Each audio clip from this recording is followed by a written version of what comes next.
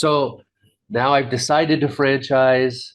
I've prepared my company to franchise. So the next question is really, I've done all of those. How do I manage my new franchisees? How do I maintain my brand consistency where I want it?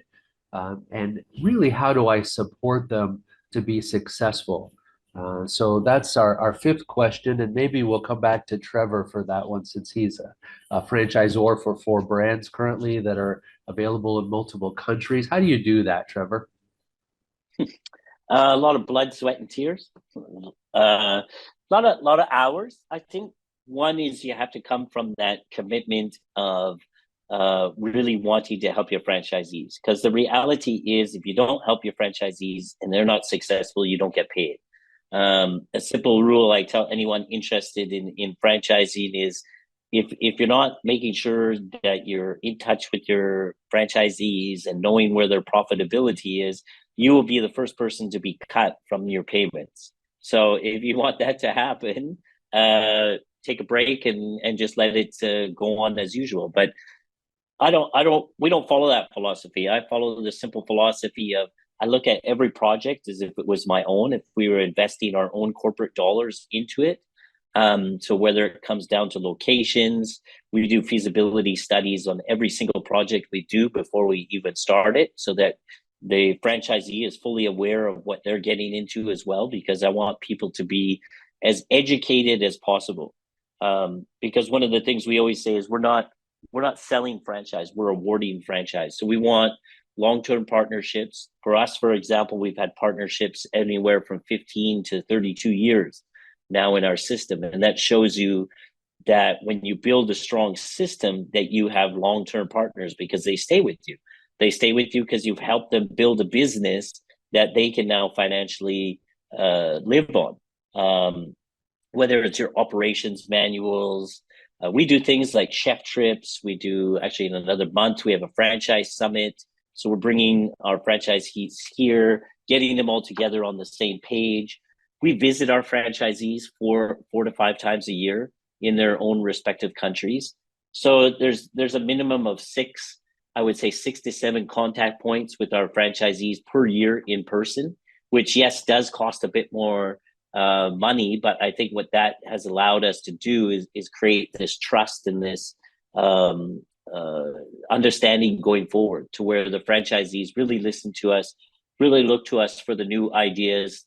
Let us make some mistakes. They also bring ideas too, because we've had long-term franchisees in different markets. They could say, hey, this is what works in our market. And we say, hey, is that applicable to some other markets during our franchisee sharings that we do online four times a year.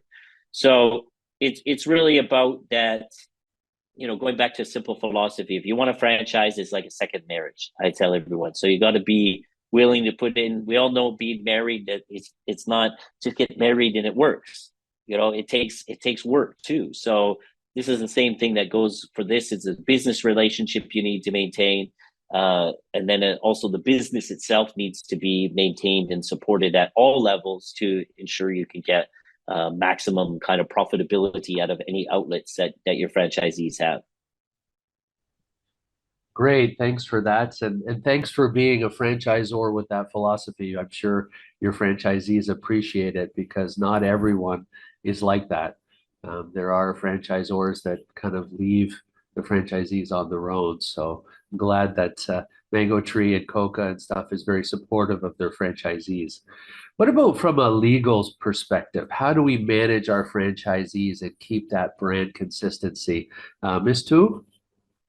Yeah, this is very important to keep maintain the consistency in your system, in the franchise system, because and from the legal perspective, the franchisor can maintain this consistent throughout the franchise agreement, and also the other internal document like operation manual or some other instruction. But we suggest that it should be under the writing contract, like the franchise agreement, because it will be help the party to based on when any discussion or any dispute in the future.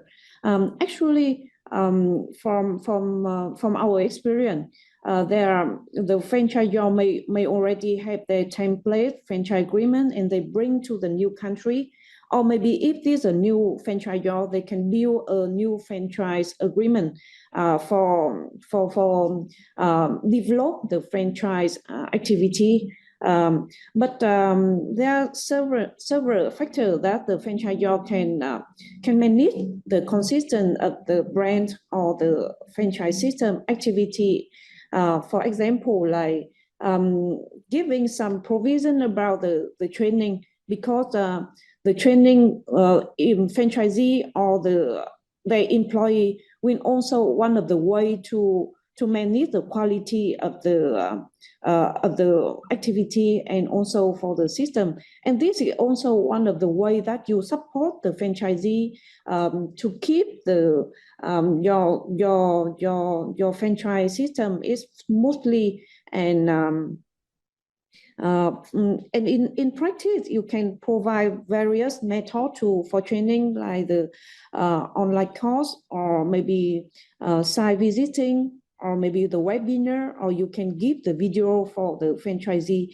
Actually, it's very important because we also see that there are some cases that the franchisee claim that they do not have enough training for operating. So everything should be very clear in the franchise agreement to make sure your obligation or ensure the right of the franchisee and also the right of franchisor. The another thing that to maintain the manage the franchisee and also the maintain the brand consistency is also about the quality control system that the franchisor can build many quality control system for manage the system. For example, like the audit or the inspection of the franchisee activity in practice, or you also can request the franchisee to provide any permits or license that they need to obtain to run the business in the local country. This is to make sure that the franchisee comply with the local law, and it's also help you to avoid many legal risks in each country. And also other thing that you also can require the franchisee to make the report on their business monthly or quarterly. So just to ensure that they operate in compliance, and you can control the activity of the franchisee in practice. Yeah, this is something that I would like to share. No, that was great information. So really, I guess to summarize, unlike running your own business, when you're helping and you have that partnership with other people's, you need to document everything. So whether it's in the operations manual, how to do things, or whether it's in the legal agreement, very clearly identifying responsibilities from both sides. And that can really help prevent those arguments in the future. Which are going to happen, just like they happen in a marriage, right, Trevor? Sometimes we disagree, but when things are clearly laid out, then it helps reduce or prevent those things.